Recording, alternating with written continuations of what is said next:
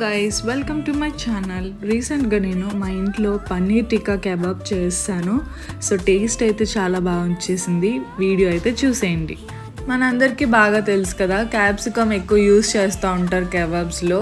So క్యాప్సికమ్ని ఈ విధంగా క్యూబ్స్లా cut చేసుకోవాలి.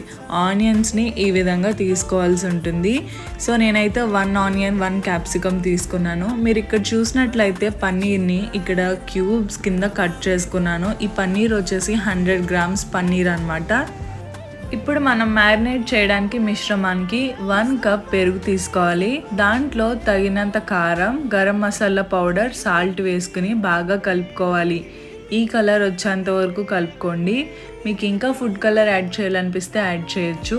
ఇప్పుడు మనం ఆల్రెడీ కట్ చేసి పెట్టుకున్న పన్నీర్ క్యూబ్స్ని ఈ మిశ్రమంలో వేసేయాలి. దాంతోపాటు క్యాప్సికమ్, ఆనియన్స్ని కూడా వేసేసేయాలి.